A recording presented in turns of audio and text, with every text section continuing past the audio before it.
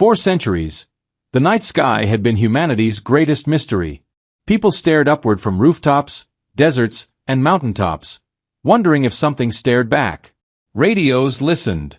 Satellites searched. Probes drifted into the dark. Silence answered every question. Over time, hope faded into theory, and theory into quiet resignation. Many scientists concluded the universe was empty, or worse, indifferent. They were wrong. Admiral Elena Cross stood on the command bridge of the UES Resolute, hands clasped behind her back, eyes fixed on the tactical display blooming red across the main screen. At 51, her dark hair was streaked with silver, her posture straight from decades of service. She had commanded fleets, crushed pirate armadas, and stared down nuclear brinkmanship between human nations. Nothing had prepared her for this. Space itself was tearing open. Not exploding. Not warping. Tearing.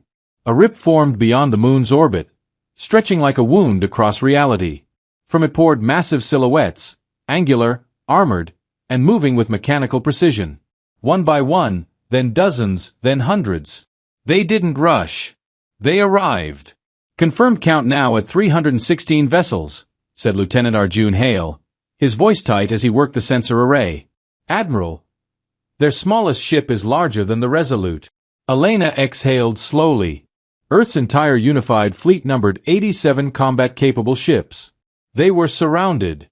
The alien formation spread outward, encircling the planet with cold efficiency, like predators tightening a net. Their hulls glowed a deep rust red, etched with symbols no human database recognized. Energy signatures rolled off them like storms. Commander Marcus Reed, her executive officer, stepped beside her. He was broad-shouldered, calm under pressure, the kind of officer you wanted nearby when everything went wrong. Well, he muttered, that's not friendly. A few nervous chuckles rippled through the bridge, quickly dying. Elena didn't smile. Any weapons charging? She asked. Yes, ma'am. All of them. Before she could respond, Hale's voice cut in again. Admiral, incoming transmission. All frequencies. Wideband broadcast. They want everyone to hear it. Put it through. The main screen shifted. The being that appeared was Nightmare given form. It stood nearly 3 meters tall, encased in overlapping plates of dark crimson armor grown, not built. For obsidian eyes stared forward without blinking. Its mouth opened into layered mandibles that clicked softly as it spoke. Primitive inhabitants of the third planet, the creature said, its voice like grinding stone. I am War Commander Draxel, voice of the Korth Dominion. The bridge was silent. For 300 cycles, Draxel continued, my people have conquered the stars. 47 species have fallen before us. Some resisted. They were erased. Others submitted. They serve. Its eyes narrowed. You will comply. A list appeared beside the alien's image. You will surrender all military vessels. You will deliver your planetary leaders for execution. You will kneel and accept your designation as labor assets. A pause. You have one planetary rotation. Draxel leaned closer to the camera. Refusal will result in extermination. Your cities will burn. Your oceans will boil. Your history will end. The screen went black. No one spoke. Elena could hear the hum of the engines. The faint sound of someone swallowing hard. Her own heartbeat echoed in her ears. Marcus broke the silence. Well, at least he was clear. That earned a few shaky laughs. Elena turned slowly, eyes sharp. Open secure channel to Fleet Command. Now. Yes, Admiral.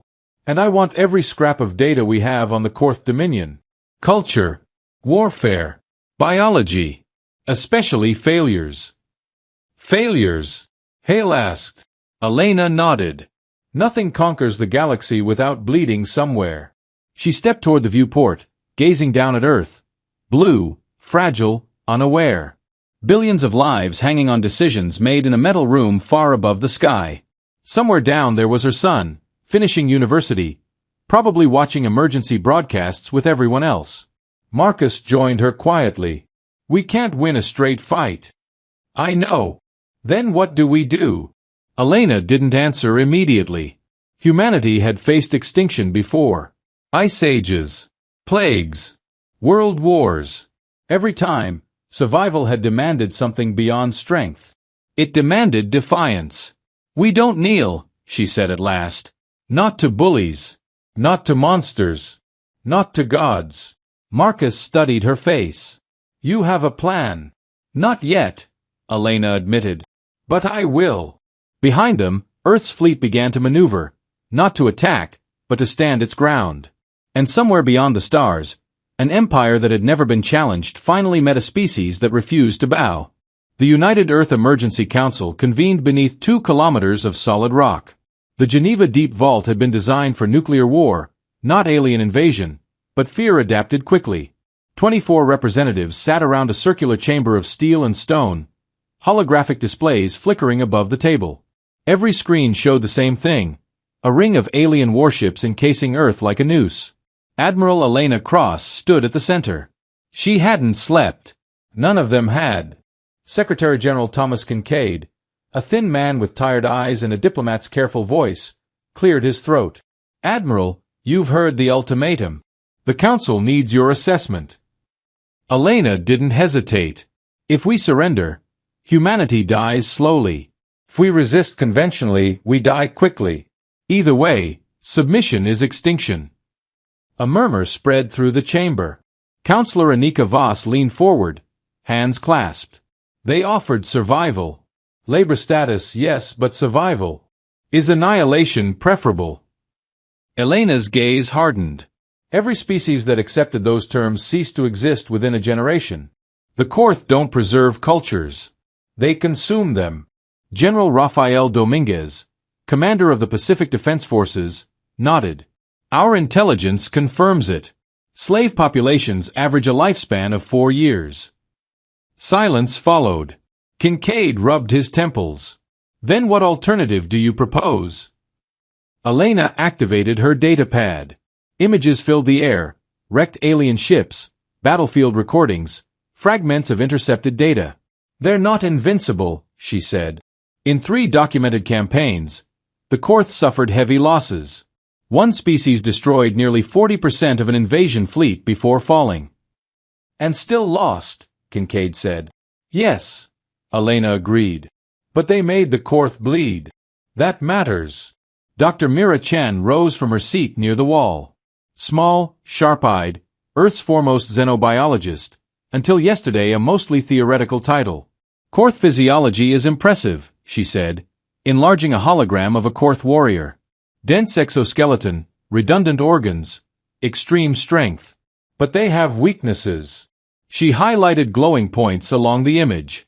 "Joint membranes, sensory clusters, and most critically, reaction time. Human neural response is nearly 3 times faster." Dominguez frowned. "That helps on the ground. Not in orbit." "Correct," Chen said. "But it means one thing." She looked at Elena. "They can be beaten." Elena felt it then, the shift. The moment fear gave way to something dangerous. "Oh, there's more," Elena said, her voice steady. "The Korth don't rule by bureaucracy. They rule by dominance. Their entire command structure is built on ritualized strength." She brought up translated cultural records. "They practice something called the rite of ascension. Any recognized commander may challenge a superior to single combat. Victory transfers authority, fleet, troops, everything." The room froze. Kincaid stared at her. "You're suggesting?" "I challenge their war commander." Several counselors erupted at once. "That's insanity. They'll tear you apart. You're a strategist, not a gladiator." Elena waited until the noise died. "I commanded assault teams for 20 years before I ever sat in a flagship," she said quietly. "I know how to fight. More importantly, I know how the Korth think." Anika Voss shook her head. "Even if you survive, what stops them from ignoring their own laws?" Chen answered before Elena could. "Honor isn't ceremonial to the Korth. It's structural. If they violate it publicly, their empire fractures." Dominguez nodded slowly. "Rebellions. Civil war. Collapse." Kincaid stood and paced. You're asking us to bet the species on a fistfight. Elena met his eyes. No. I'm offering a chance where none exists. The room fell quiet. In 12 hours, Elena continued, those ships begin orbital bombardment. Billions die.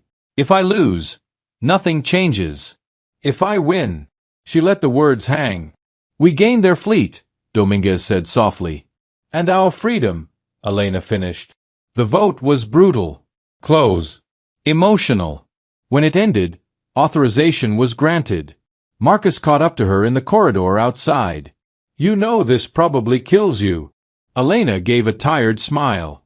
Probably. And you're still doing it. Yes. Why? She stopped, looking at the reinforced doors, the bunker walls, the planet above them. Because humanity didn't survive this long by playing safe. Back aboard the Resolute, the mood was electric. Crew members stood straighter as Elena walked the corridors. Some looked terrified. Others looked inspired. None looked away. In her quarters, Elena finally allowed herself a moment. A photo sat on her desk, her son, laughing, unaware of how close the universe had come to taking everything. She opened a secure channel. Mom! His voice cracked through the speakers. They're saying aliens are in orbit. They are, Elena said softly. Are we going to be okay? She swallowed. We're going to fight for it. After the call ended, Elena straightened her uniform and headed for the bridge. Open a channel to the Korth flagship, she ordered. The screen flickered. Draxel appeared, mandibles twitching with amusement. Have you come to beg? The alien rumbled. Elena stood tall. I invoke the right of ascension. For the first time, the war commander's eyes widened. The silence that followed Elena Cross's words was absolute. On the main screen, War Commander Draxel did not move. His 4 eyes studied the human admiral with a focus that cut through the void between them. Around him, other Korth officers shifted, mandibles clicking in agitation. You repeat unfamiliar words, Draxel said slowly. Clarify. Elena clasped her hands behind her back, spine straight. Under Korth Dominion law, any recognized commander may invoke the right of ascension. I command Earth's unified fleet. I meet your criteria. I challenge you. A sharp hiss rippled through the alien command chamber. One of the Korth officers stepped forward, armor etched with kill marks. This is a mockery. She is not Korth. She is soft flesh. Elena didn't look at him. Your law does not specify species. Only authority. The officer turned to Draxel. Commander, deny this farce. Draxel raised one clawed hand. Silence returned. He leaned closer to the camera, towering even in holographic form. You understand what this right entails, human. No weapons. No armor. Victory by submission or death, Elena replied calmly. A low rumble echoed from Draxel's chest. Amusement, perhaps. I have killed champions twice your size. I ended my predecessor with my bare hands. You will not last a minute. Then accepting should be easy, Elena said. The bridge crew held their breath. For several long seconds, Draxel said nothing. Elena could almost hear the calculations happening behind those alien eyes. To refuse a valid challenge would mark him as weak. To accept meant risking everything. Finally, he laughed. It was a horrible sound, like metal crushed in a grinder. Very well, little commander, Draxel said. I accept. It has been many cycles since I faced prey with courage. Name the place, Elena replied. My flagship. The Crimson Ascendant. The Arena of Dominion. 3 standard hours. And the terms. Draxel's mandibles spread in a predatory grin.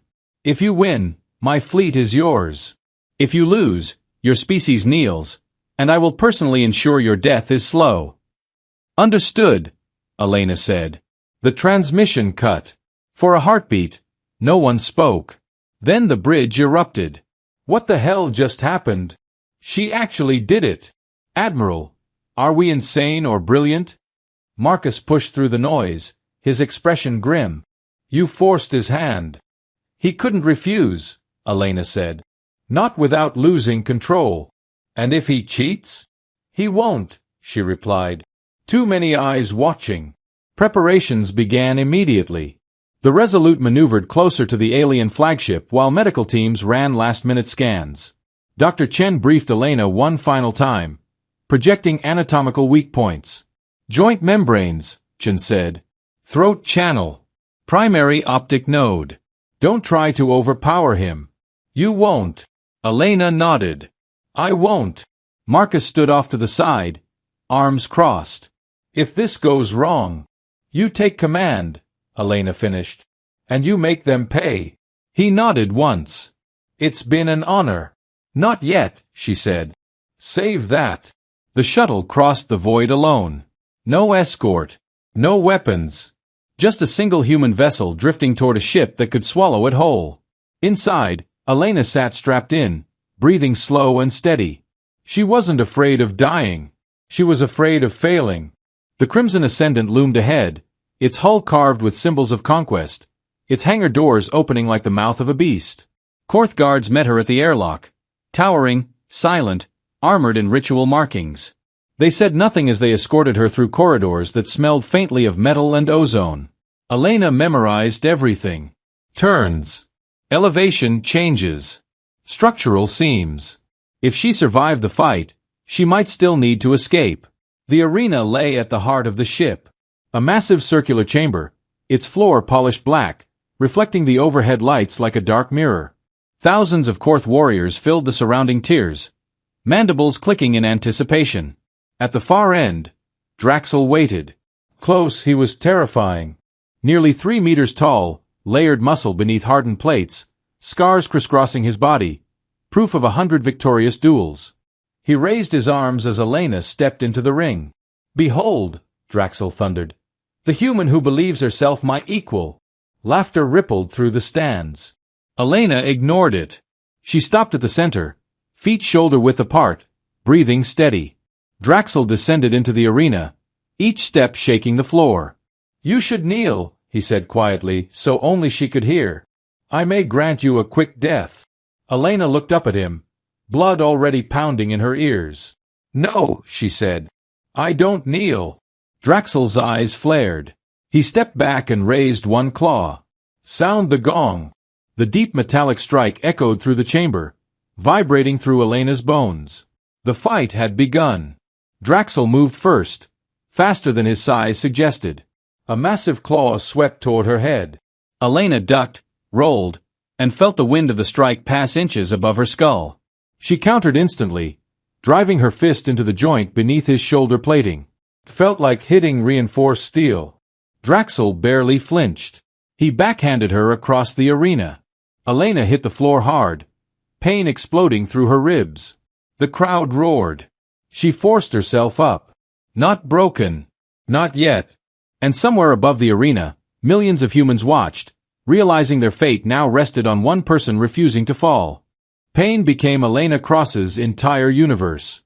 Her back slammed against the arena wall hard enough to rattle her teeth.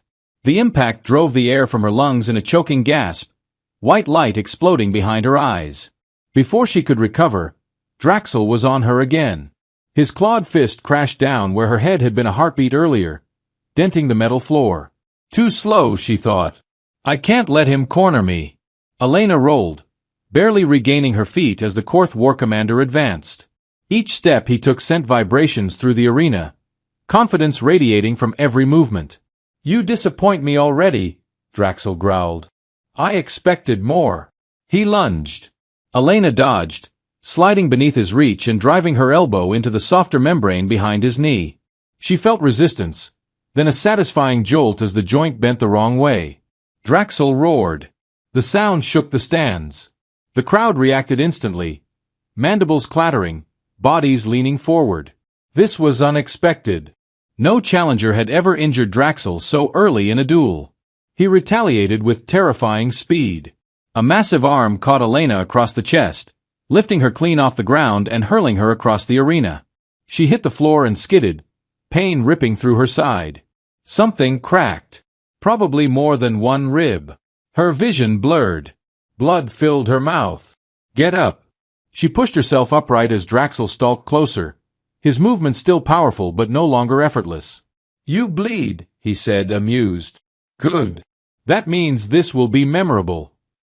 Elena wiped blood from her lips and forced a grin. You're slowing down. That earned her another blow, this time a kick that caught her square in the torso. She flew backward, slamming into the wall again. The Korth roared approval. Above the arena, Marcus Reed watched from the sealed observation booth, fists clenched so tightly his knuckles had gone white. Every instinct screamed at him to intervene. He couldn't. This was her fight. Minutes stretched into something shapeless. Elena dodged, struck, fell, rose again. Each movement hurt more than the last. Her left arm went numb after a heavy blow to the shoulder. One eye swelled nearly shut. Breathing felt like knives scraping her lungs. Draxel circled her now, irritation creeping into his posture. You should have died by now, he snarled. Elena didn't answer. She focused on rhythm, on timing, on watching his shoulders, his hips, tiny tells before each strike. Dr. Chen's voice echoed in her memory. Human endurance outpaces theirs. Don't rush. Let him burn himself out. Draxel charged again, swinging wide. Elena sidestepped, narrowly avoiding claws that could have torn her apart. She drove her knee into his abdomen, then followed with a strike to the joint beneath his jaw. This time, Draxel staggered. A hush swept the arena. The war commander straightened slowly, breathing heavier now. His movements had lost some of their fluid certainty. Anger replaced amusement. You refuse to break, he growled. Elena met his gaze, blood running freely down her face. We've had practice. He attacked with renewed fury. The next exchange was chaos. Metal ringing, flesh slamming, bodies colliding. Draxel grabbed her, lifting her high, and slammed her into the floor. Elena screamed as pain flared white-hot. He raised a claw to finish it. Move. She twisted, ramming her thumb into one of his lower eyes. Draxel howled, reeling back, clutching his face. The crowd erupted, not in laughter this time, but shock. Elena rolled away, dragging herself upright, lungs burning. Draxel shook his head, blinking furiously, one eye clouded and leaking dark fluid. You wound me, he said slowly. No one wounds me. Elena stood trembling, every muscle screaming, but still standing. You underestimated us. Draxel roared and charged, reckless now. That was the mistake. He overextended on a heavy strike, momentum carrying him forward. Elena saw the opening, a narrow window, but enough. She dove under his arm, wrapped both arms around his upper torso, and climbed. Draxel bellowed in fury as she latched onto his back. She locked her arm around his throat, fingers digging into the vulnerable membrane between armor plates. Draxel thrashed, slamming backward into the wall, crushing her between metal and muscle. The impact shattered something in her chest. Elena screamed, but she didn't let go. Stars burst behind her eyes. Darkness crept in. Hold on. She tightened her grip. Draxel's movements grew frantic, then desperate. His roars turned ragged. His strikes weakened. They stumbled forward together before crashing to their knees.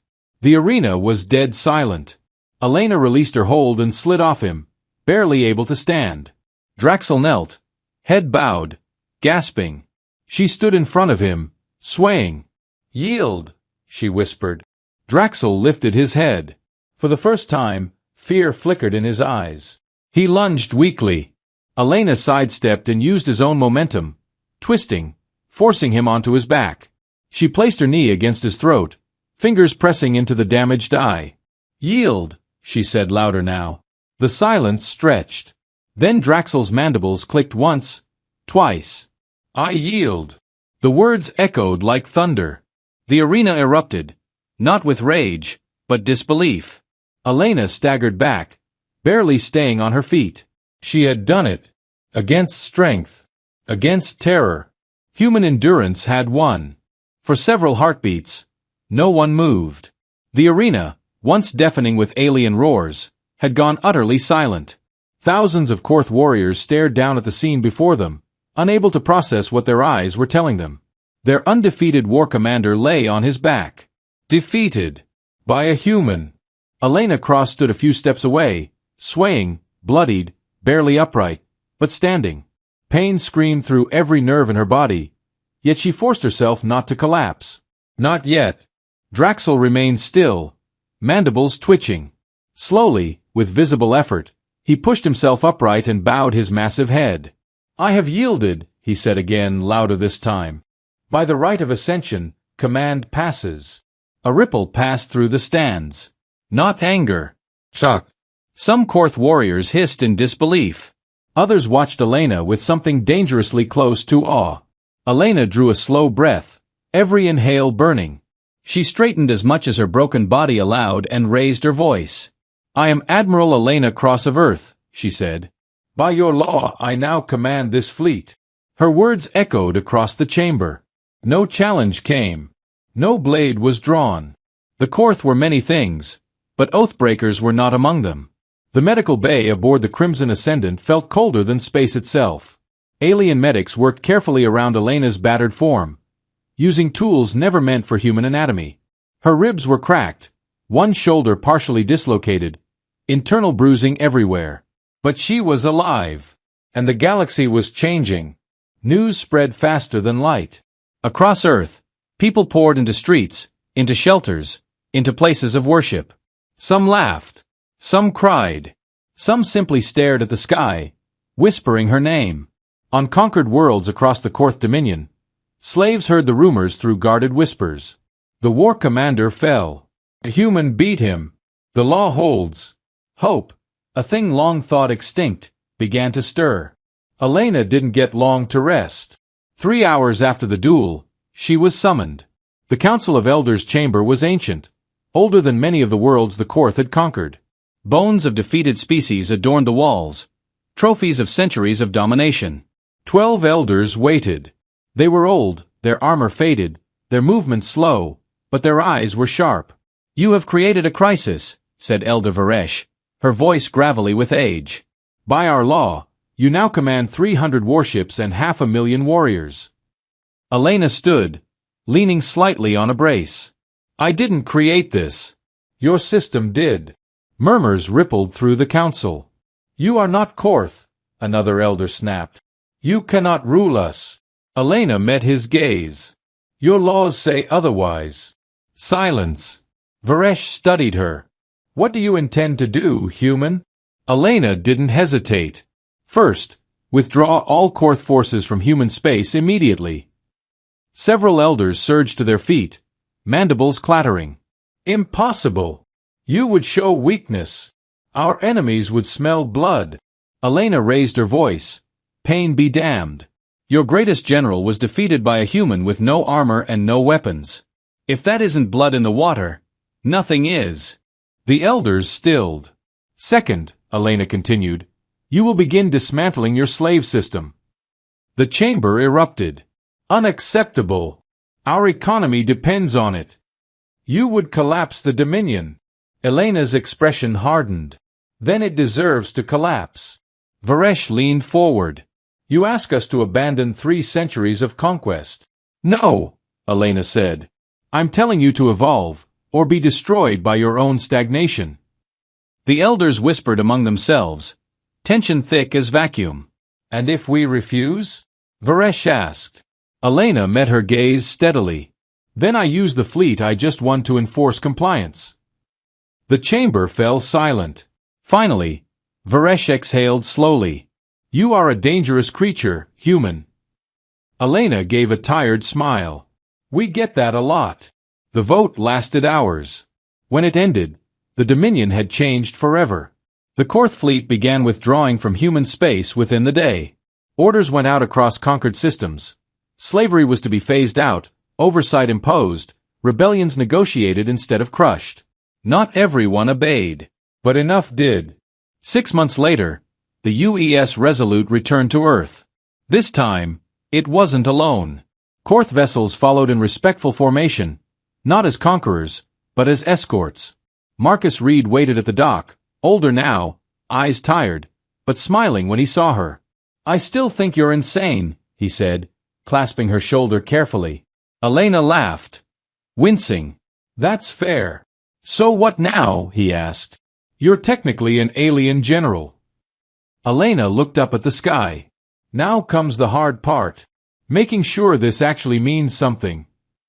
Above them, a wounded empire began learning how to stand without chains. Peace did not come quietly. The moment the Korth Dominion began to change, the universe pushed back. Across dozens of star systems, governors who had built their power on fear resisted Elena Cross's orders. Some delayed. Some ignored them. A few openly rebelled. Elena expected it. Empires did not shed chains without blood. From the command deck of the Crimson Ascendant, now operating under joint human-Korth oversight, Elena watched reports stream in. Uprisings. Negotiations. Sporadic violence. Some former slaves cheered their new freedom. Others didn't trust it. Not yet. Marcus Reed stood beside her, hands folded behind his back. 3 governors have declared autonomy. 2 have begun purging freed populations. Elena's jaw tightened. Dispatch peace fleets. Non-lethal force first. And if they resist? Then we remind them the Dominion answers to law now, not cruelty. Marcus nodded and moved to relay orders. The Korth warriors under Elena's command watched her closely. Some resented her. Some respected her. Most were uncertain. She addressed them directly for the first time from the central hall. You were raised to believe strength meant domination, she said, her voice carrying across the chamber. On Earth, we learned something different. She gestured to the gathered officers. Strength is restraint. It is choosing not to crush when you can. Murmurs spread. You followed Draxel because he was powerful. I defeated him without becoming what he was. That is the difference. Some warriors bowed their heads. Others walked away. Change never came all at once. On Earth, the world struggled to adapt to survival. Cities that had prepared for extinction now prepared for diplomacy. Schools taught children about the day humanity faced annihilation, and refused to kneel. Elena's son watched her speeches from afar, pride mixed with fear. She was alive, but changed. Harder. Quieter. They spoke when they could. I still don't understand how you survived, he admitted once. Elena smiled faintly. Neither do I. But understanding isn't required for responsibility. 3 months later, the first major crisis erupted. A Korth fleet under Governor Zalcor refused to release its labor worlds. When negotiations failed, Zalcor declared Elena a false ruler and rallied loyalists. He's challenging your authority, Marcus said. Not by ritual. By force. Elena studied the tactical map. Then we answer the way humans always have. She opened a channel. Zalcor, she said calmly, stand down. His image appeared, armored, defiant. You are an aberration, he snarled. A weakness infecting the Dominion. Then challenge me, Elena replied. By law. Zalcor hesitated. He knew. She had beaten Draxel. I will not legitimize you, he spat.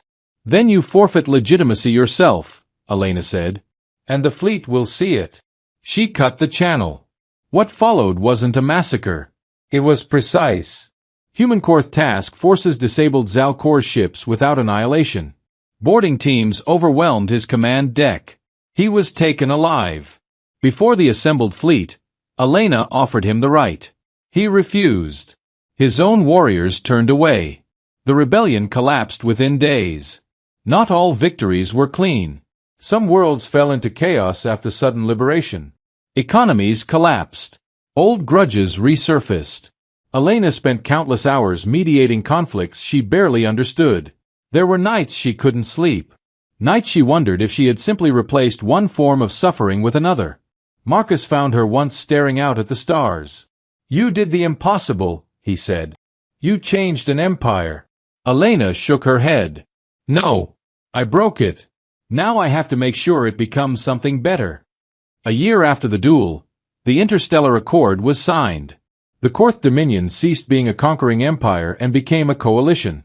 Former slave species gained representation. Reparations began. Slowly, imperfectly. It wasn't justice, but it was a start. Elena stepped down from direct command soon after, transferring authority to a mixed council. You could rule, Varesh told her. Forever. Elena smiled. Humans don't do forever very well. When she returned to Earth, the world greeted her not as a conqueror, but as a reminder. She walked through ordinary streets, ate ordinary food, listened to ordinary arguments. Life continued. That was the victory. One evening, sitting on her porch, watching the sun dip below the horizon, her son asked, "If you had to do it again, would you?" Elena thought of the pain, the fear, the moment she almost let go. "Yes," she said. "Because sometimes survival isn't enough. Sometimes you have to decide what kind of species you are." Above them, alien ships passed quietly through the sky, not as threats, but as neighbors. Humanity had not bowed, and the universe had taken notice. History rarely announces itself when it changes.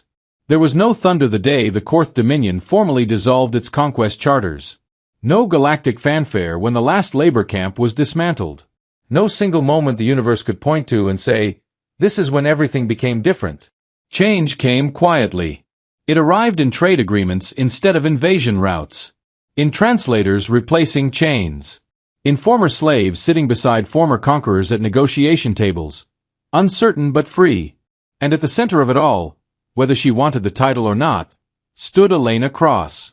Years passed. The story of the duel spread far beyond human space. On distant worlds, children learned of the human who faced a war commander with nothing but endurance and defiance. To some, it became myth. To others, a warning. Do not mistake humans for prey.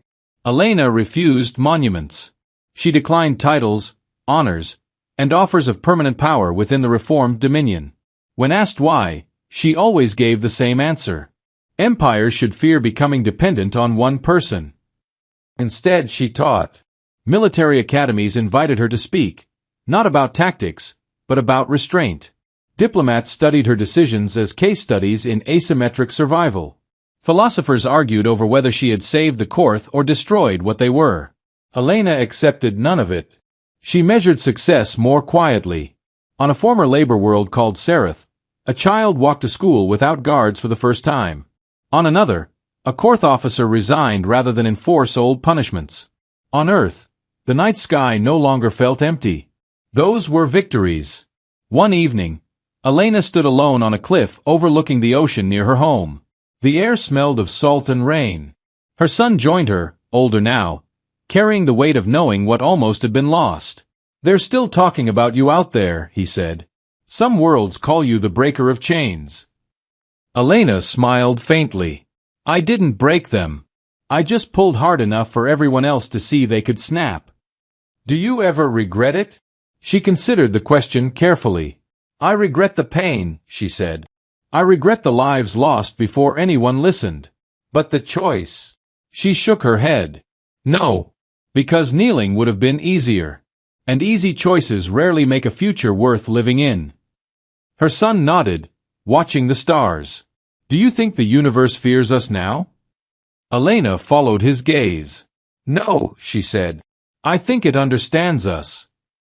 In the remnants of the Old Dominion, a former war commander sat alone, studying archived footage. The duel replayed again and again.